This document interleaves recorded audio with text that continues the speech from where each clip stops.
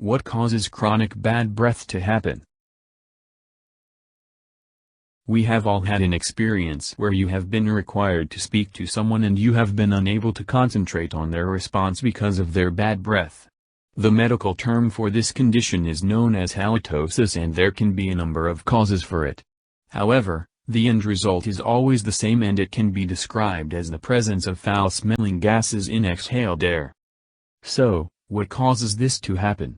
Well, there are two main types of halitosis, and one is easier to explain than the other. The first type is called transient bad breath, and this can be caused as a result of a number of seemingly innocuous factors. Having a dry mouth, which can be due to thirst, stress or nerves, can cause bad breath, as can certain foodstuffs. Strong-smelling food such as garlic, onion or other heavily spiced dishes can linger on the breath of the person who consumed it. Smoking is another factor which can cause bad breath, and poor oral hygiene is a sure way to halitosis. Saliva is able to kill a certain degree of bacteria in the mouth, but it does need to be helped by the use of toothbrushes, toothpaste and mouthwash. The most common form of transient bad breath is commonly known as morning breath. This occurs as a result of your mouth remaining relatively still for a long period of time, and so your saliva production is slowed drastically, and the bacteria build up overnight. Brushing your teeth in the morning removes the bacteria and so removes the odor. Chronic bad breath is a more serious condition, and it is persistent and difficult to treat. It can affect up to 25% of the population and is caused as a result of certain types of bacteria being produced in excessive amounts.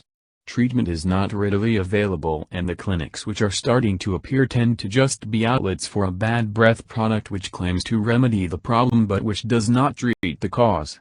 As such, these products are only temporary relievers of the problem and not a cure. A third type of halitosis is recognized, but it is a side effect of the more serious condition of chronic liver failure. This type of bad breath is known as fetor hepaticus and is described as smelling as foul as a freshly opened corpse. For many, bad breath is seen as something comical, and people who suffer from it are ridiculed and avoided. However, for the sufferers themselves it can cause real psychological difficulties. Many find it difficult to form relationships and even to speak to people as they are conscious of the odor. They can become very depressed and withdrawn. For those whose bad breath is of the transient type, many things can be done to rid yourself of it. It is known that a majority of smells come from bacteria produced by food debris which is trapped in the mouth.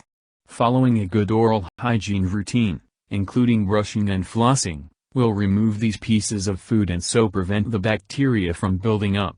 Using mint-flavored mouthwashes, chewing gums and lozenges can mask the problem briefly but do not rid the cause permanently. However, if you are on the go, they can be beneficial until you are able to clean your teeth thoroughly.